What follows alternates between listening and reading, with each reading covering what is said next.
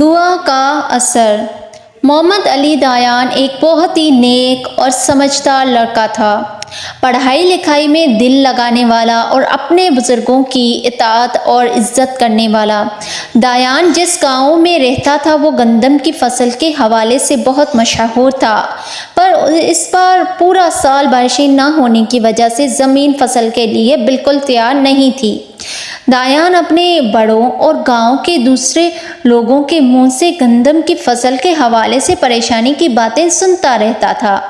ایک دن دایان کے ابو اس کی امی سے بات کر رہے تھے کہ گھر کی مرمت کے لیے انہوں نے قرض لیا تھا اور فصل کی کٹائی پر ادائیگی کا وعدہ کیا تھا، پر بارشیں نہ ہونے سے تو اچھی فصل کی کوئی امید ہی نہیں۔ دایان کے ابو قرض کی ادائیگی کے لیے بہت پریشان تھے۔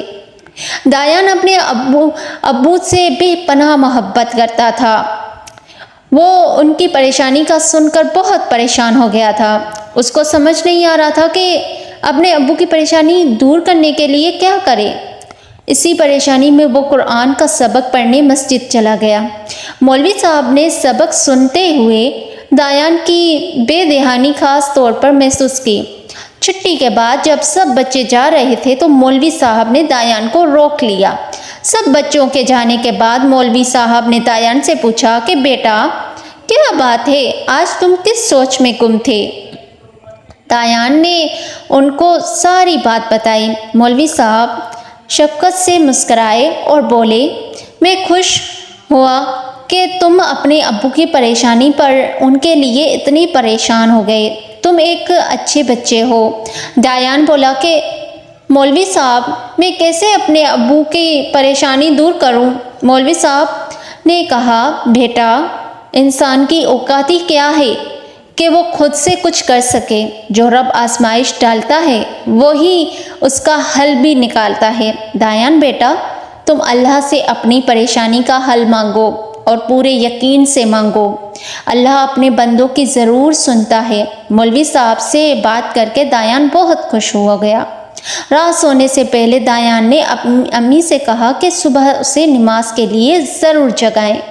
صبح اس نے دل لگا کر نماز پڑھی اور پورے خلوص سے اللہ سے اپنے ابو کی پریشانی کے لیے دعا مانگی اور بارش کا انتظار کرنے لگا۔ پورا دن گزر گیا پر بارش نہ ہوئی، پر دایان ہر روز لگاتار نماز ادا کرتا رہا اور دعا مانگتا رہا۔ کافی دن گزر گئے۔ دایان ایک بار پھر مولوی صاحب کے سامنے اپنی پریشانی لے کر گیا۔ مولوی صاحب بولے، دایان بیٹا اپنا یقین ٹوٹنے مت دینا۔ بعض اوقات اللہ کو اپنے بندوں کا مانگنے کا انداز اتنا پسند آتا ہے کہ اللہ چاہتا ہے کہ میرا بندہ بار بار مانگے۔ اگلی صبح دایان پھر پورے دل سے نماز کے لیے کھڑا ہوا اور نماز کے بعد دعا کے لیے ہاتھ اٹھائے۔ پیارے اللہ میاں جی، مجھے معلوم ہے آپ مجھ سے بہت محبت کرتے ہیں اور چاہتے ہیں کہ میں ہمیشہ آپ سے ایسے ہی اپنے دل کی باتیں کرتا رہوں۔ اللہ میاں جی، میں اپنے ابو کے لیے بہت پریشان ہوں۔ اگر اس سال ہماری گندم کی فصل اچھی نہ ہوئی تو میرے ابو اپنا وعدہ پورا نہیں کر سکیں گے۔ اللہ میاں جی، آپ تو اپنے بندوں کی ہر جائز خواہش پوری کرتے ہیں نا، پلیز میری یہ دعا پوری کر دیں اور بارش برسا دیں۔ میں ہمیشہ آپ کا اچھا بندہ بن کر رہوں گا۔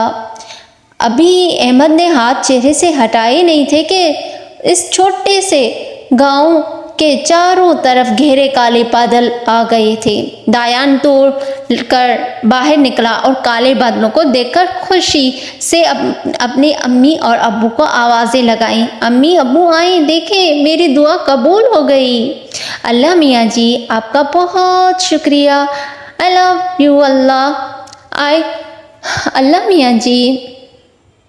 چم چم برستی بارش میں زمین پر امی ابو اور آسمان پر فرشتے اللہ کے اس ننھے بندے کی پہلی دعا کی قبولیت کی خوشی کو دیکھ رہے تھے۔